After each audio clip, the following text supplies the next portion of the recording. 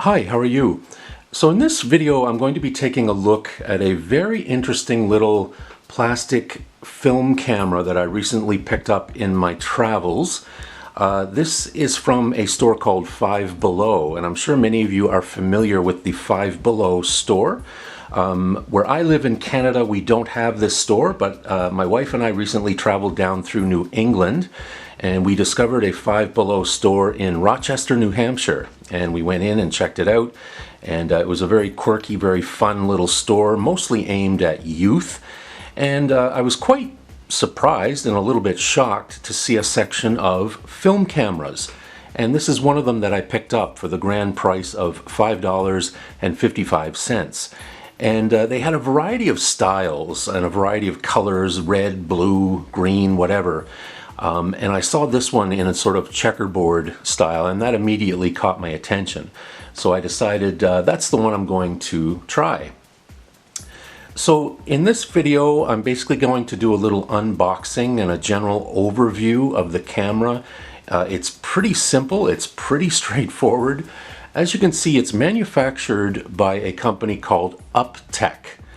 And and what I've also learned since I've been to that store, they also sell film, rolls of film, and I believe they sell both color and black and white. Now, the day that I was in the store, I don't recall seeing any film there. But one thing I've noticed through different reviews on YouTube, the rolls of film only have 10 exposures on them. And they're selling them for $5.55. And if you do the math, that's very, very expensive. You can buy much better quality film for maybe a little bit more and get 36 exposures. For example, Kentmere 100 black and white film. Usually you can buy that for a little more than $7. So really, for a little bit more, you're getting more than 3 times as many shots. But anyway, in this video, I'm just going to unbox this little camera and go over basically some of the features. There's not many features, but before I do that, I'll just show you what we have here on the box. As you can see, you have a shutter release button, you have a counter, you have a rewind lever, you have your lens, and it's basically saying that the lens is an f8 28mm lens, and the shutter speed is fixed at 1/100th of a second. And so it basically just shows you some of the features on the box. So let's have a look inside. Okay. All right. Okay. So we basically get this little manual, not much to it. And here's the camera. Okay. So there you go. That's basically it. Pretty simple, pretty basic, very light, very plasticky. The moment I hold this camera, it strikes me at how cheap it is, and you can tell it was probably made in some factory in China. It's definitely not high quality, but of course you shouldn't be expecting that for the grand total of $5.55. But basically you have your lens, you have your viewfinder there. You have your rewind button here to release the film when you want to rewind it. You have your shutter release button there on top. You have your counter, and you have your rewind lever.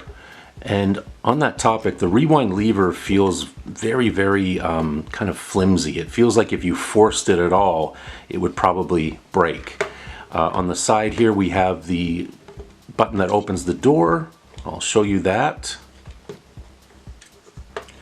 And that's basically what it looks like on the inside. Very, very simple. So you put your film there, pull it across, there's your take-up spool, and that's pretty much it. Again, very lightweight, very cheap, very sort of, not very high quality, which of course I was not expecting it to be. I mostly bought this more as a novelty, and I've seen some reviews of this camera on YouTube, and Many of the reviews have been very brutally honest, and it does seem like this is not a camera that takes very good images, even in a lo-fi sense. It seems many of the images are very, very soft, and some of them are just plain out of focus. And I've seen reviews where people have said that pretty much you always have to be at least 10 feet away from your subject, and even if you're 10 feet, the subject will still be blurred. And really anything that's the only thing that's really in focus is if you do like landscapes or cityscapes.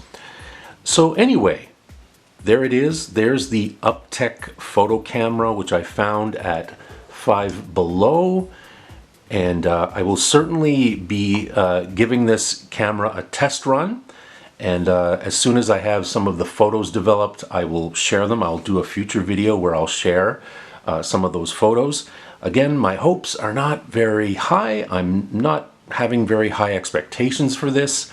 But again, it's mostly for fun and mostly as a novelty. And even if this thing doesn't work well at all, at least its black and white pattern, its checkerboard pattern will look good on a display shelf in my room.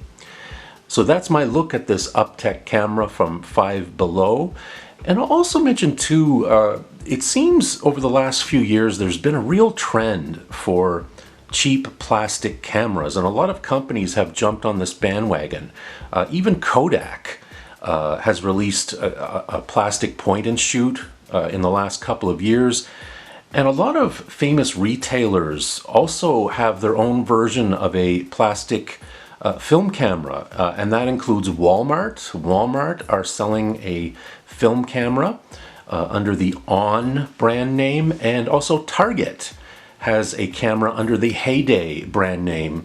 And again, these are all very similar, very basic sort of point and shoots. Really, I think that, you know, there's nothing wrong with introducing people, especially young people, to film photography. I think that's great, and I think that's wonderful. But I really have to wonder sometimes if this is the best way.